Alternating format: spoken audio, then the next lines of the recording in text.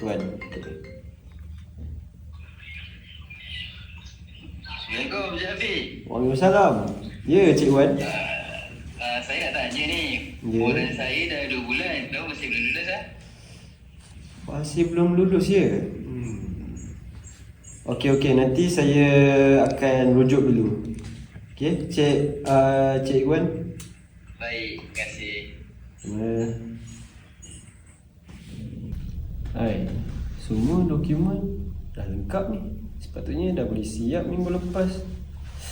Kenapa belum lulus Fi, Ya. hati-hati. Banyak kes permohonan ditahan sebab ada orang minta duit pemeja. Saya tahu benda tu, tapi saya takkan biarkan Ikhwan dianiaya.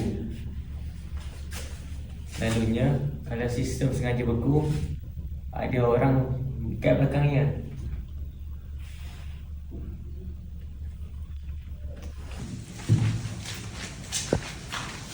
Tuan-tuan. Waalaikumsalam, Hafiz.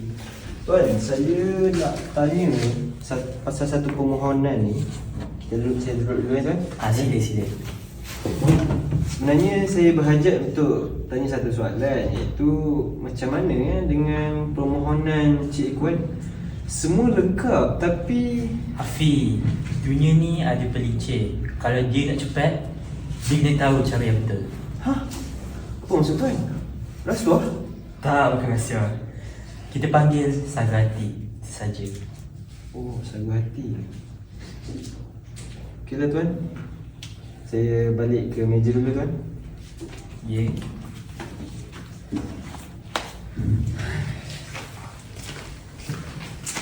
Hakim, projek baru tu pastikan ia jatuh ke tangan saya. Ini sagu hati. Tak apa tuan, saya akan pastikan projek tu berjalan dengan lancar. Sistem boleh ubah. Baik.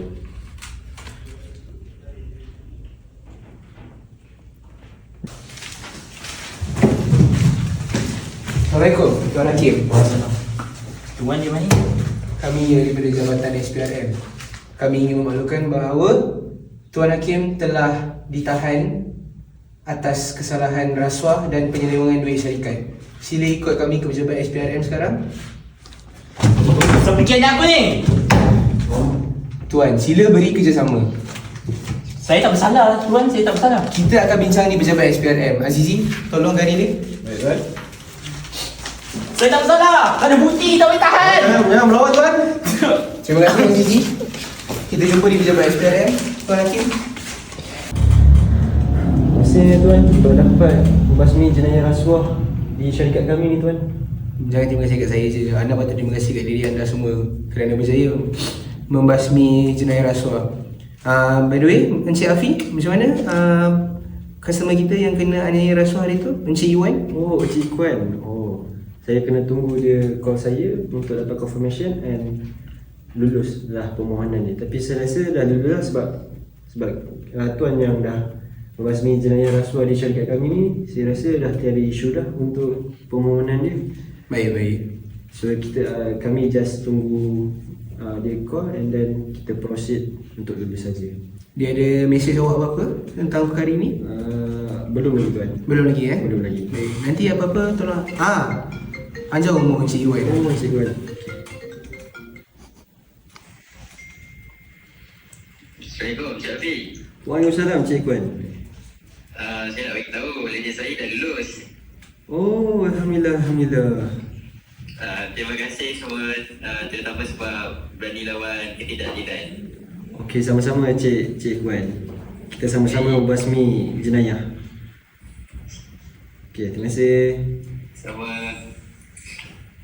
Alhamdulillah, semua sudah selesai. Kejujuran tu memang susah, tapi ia sangat perlu dalam kehidupan kita. Bila kita bersatu, yang salah takkan lama bertahan. Tu Sistem ni cuma alat. Manusia yang tentukan sama ada dia bersih ataupun kotor. Hari ini, kamu semua memilih integriti daripada penipuan. Saya amat bangga dengan anda semua. Alhamdulillah.